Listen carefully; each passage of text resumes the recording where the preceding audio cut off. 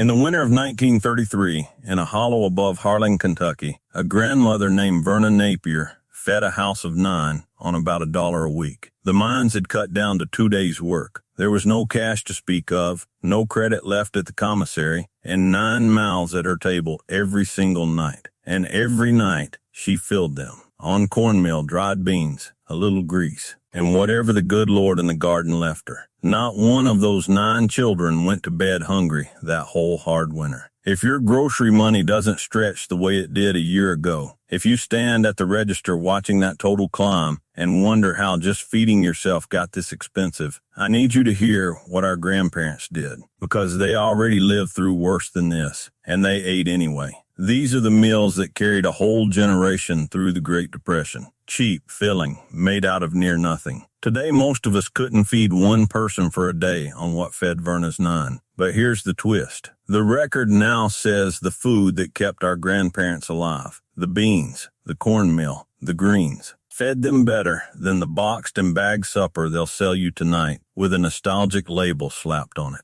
And somebody made good, and sure you'd forget how to make it. I'm Virgil Boone, born and raised back in these Appalachian mountains of eastern Kentucky, 7th generation on this ridge, and I have never once left it. My grandfather Emery came up in the worst of the 30s, and his mother fed 9 off this mountain on nothing but know-how. Before he passed, he made me copy every recipe into a leather journal, and this is me keeping my word. I'm counting down 20 cheap meals our grandparents ate to survive. Mark 3 before we start. None of these fell off the table because they quit feeding people. They fell off because somebody figured out how to sell you a box instead. That's not on you, friend. They're good at selling. Tap subscribe before we start. Not for me, because we're pulling these old plates back onto the table. The question isn't what did we lose. It's who got paid the day we forgot how to feed ourselves. Number 20. Hoover stew. You could feed a whole tent camp out of one pot of it, and during the Depression, folks did. They named it after the president they blamed for the whole mess. A few sliced frankfurters, a handful of macaroni, a can of tomatoes, a can of corn, and all the water it took to stretch it to the number of mouths you had.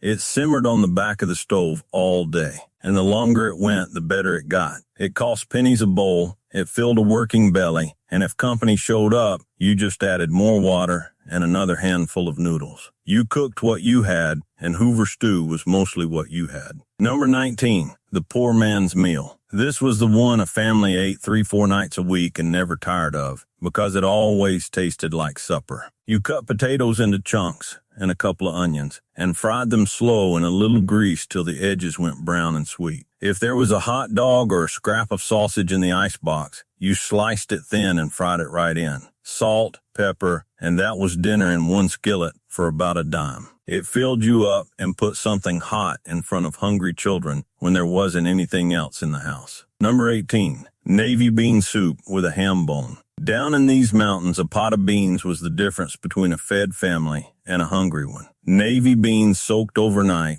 a ham bone saved off Christmas or begged from the butcher, an onion, and a whole day of low heat till the beans went creamy and the broth turned rich. It cost near nothing, and it fed a big table 2 days running. Serve it with cornbread to sop the bowl, and you had the cheapest, most honest supper the Depression ever set on a table. Number 17, fried potato cakes. Nothing got thrown out in a Depression kitchen, least of all leftover mashed potatoes. Come morning, your grandmother mixed them with a little flour and an egg if she had one, patted them into cakes, and fried them crisp and golden in a hot skillet. The outside crackled, the inside stayed soft, and a little sorghum on top made it a treat. It was a whole meal built out of last night's scraps for the cost of the grease. Yesterday's leftovers became today's breakfast, and nothing ever hit the slop bucket that a person could still eat. Number 16, tomato gravy over biscuits. When there was no meat for gravy, there was still tomato gravy, and half these mountains grew up on it. You made a roux of grease and flour, poured in a can or a jar of home-canned tomatoes, salt,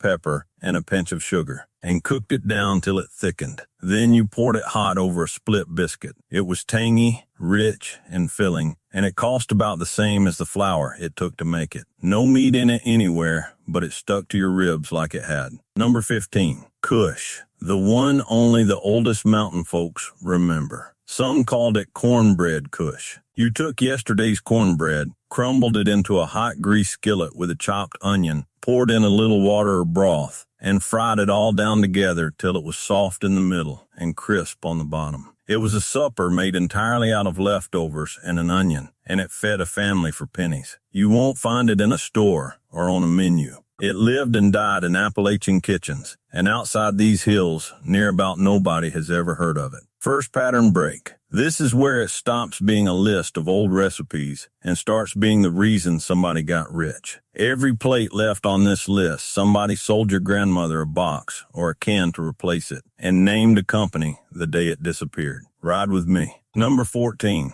Salmon patties. A can of salmon was one of the cheapest proteins on the store shelf in those years, and a smart grandmother turned one can into supper for the whole family. She flaked the salmon, bones and all, mixed it with crushed crackers or cornmeal and an egg, patted it into patties, and fried them crisp in a hot skillet. The bones mashed right in, and nobody ever knew. Served with a little gravy and a side of beans, it stretched a 15-cent can across 6 plates. It tasted like more than it cost, which was the whole art of feeding a family in hard times. Number 13. Creamed peas on toast. This one built a hot supper on a handful of peas and a slice of bread. You made a simple white sauce of grease or butter, flour, and milk, stirred in a cup of peas. Fresh from the garden in summer or dried and soaked in winter, and ladled the whole creamy mess over toast. It was warm and mild, the kind of thing you set in front of children on a cold night. A few pennies of milk and flour and some peas, and you had a dinner. Plain as could be, but it carried a family through many a lean evening. Number 12.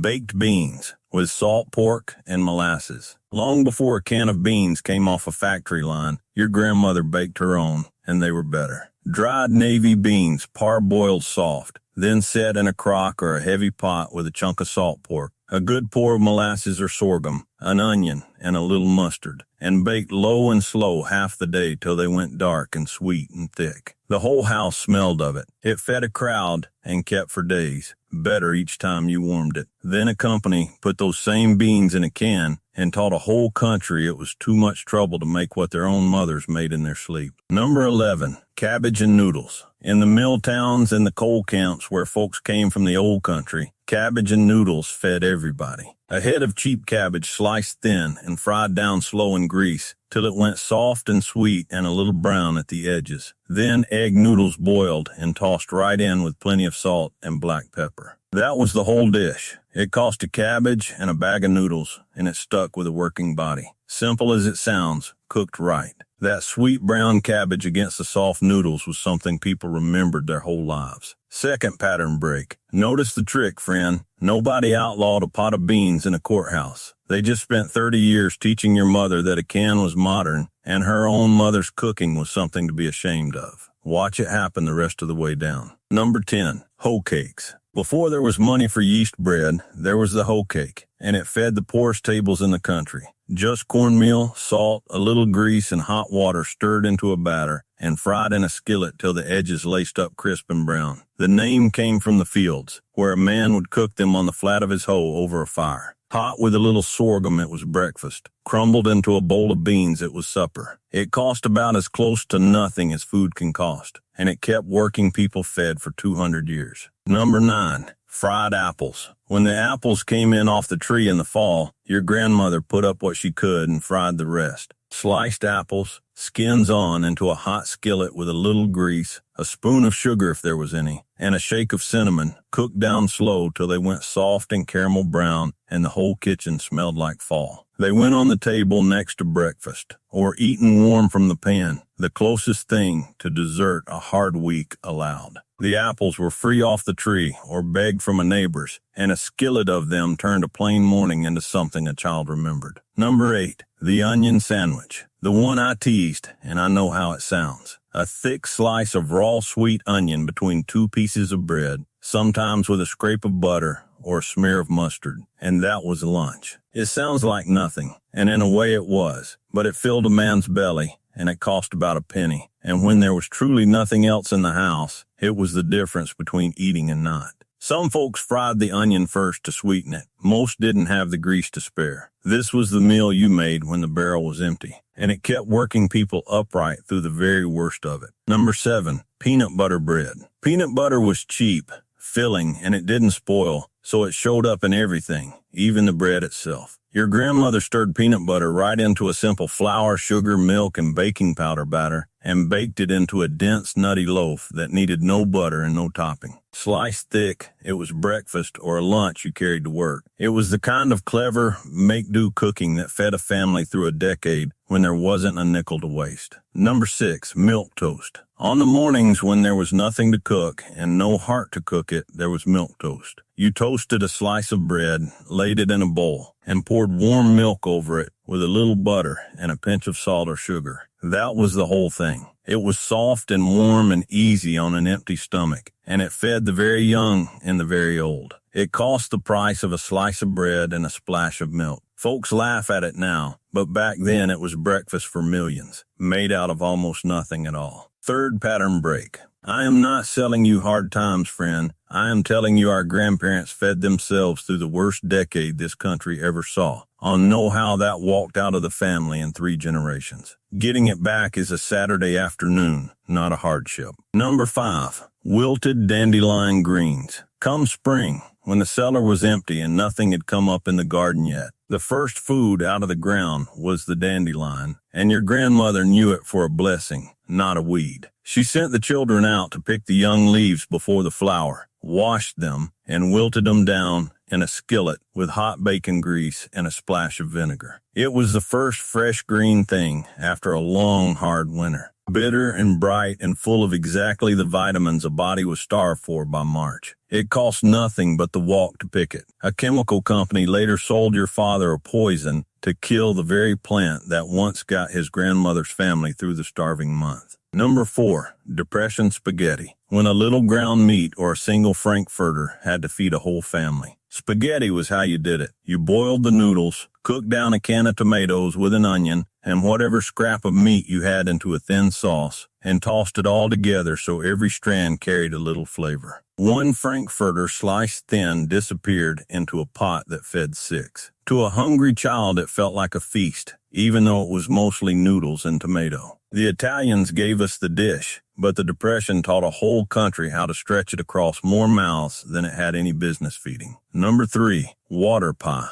The one I teased, and it is the purest make-do miracle on this whole list. February, no fruit in the cellar, no berries for months, and still your grandmother put a pie on the Sunday table. A crust and a filling of nothing but water, sugar, flour, a little butter, and a splash of vanilla if she had it. Bake slow till it set up into something between a custard and a chess pie. It sounds impossible. It tasted like a warm, sweet cloud. It cost a few cents, and it let a mother put a dessert in front of her children on a day when the whole world told her she had nothing to give. Number 2, bread pudding. Not one crumb of bread was ever wasted, and the stale ends of the loaf became one of the best desserts these mountains ever made. Your grandmother tore the dry bread into a dish, poured over a custard of milk, an egg, sugar, and a shake of cinnamon, tucked in a handful of raisins if she was lucky, and baked it till the top went golden and the middle set soft and warm. It cost the price of what would otherwise have gone to the hogs. That was the deepest rule of that kitchen.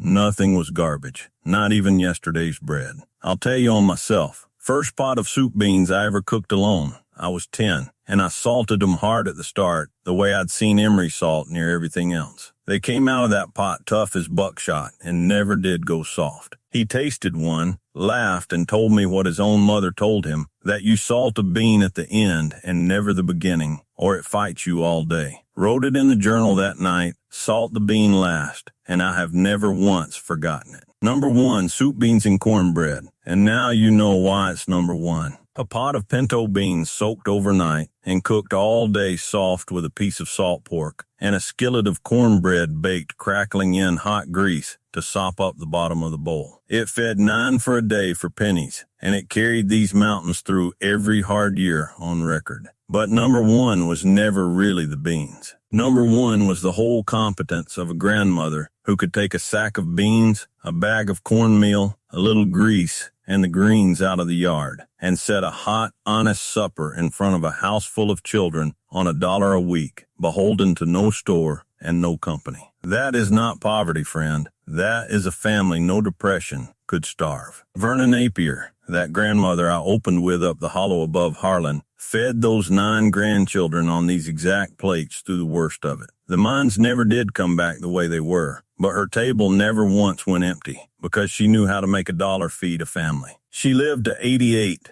and died in 1961 in a house full of grown grandchildren she had fed with her own 2 hands. And her recipes went into a family Bible I have held in my own hands. So pick one this week, just one. Soak a pot of pinto beans overnight and cook them slow with a little salt pork, and bake a pan of cornbread in a hot iron skillet. That is supper for a whole family for under $3, and it will feed you again tomorrow. Tell me down below, what did your grandmother make out of almost nothing that you have never forgotten? Name the meal. The one that gets the most comments is the one I do next in full. Your grandparents ate like this to survive, and they came through it. Somebody just didn't get the chance to pass it down to you. Now, it is yours again. Next time, I am opening the journal to the page Emery wrote about the way a mountain family put up a whole winter of food without a freezer or a dime. Subscribe. Come back for it. Keep the old ways. They kept us.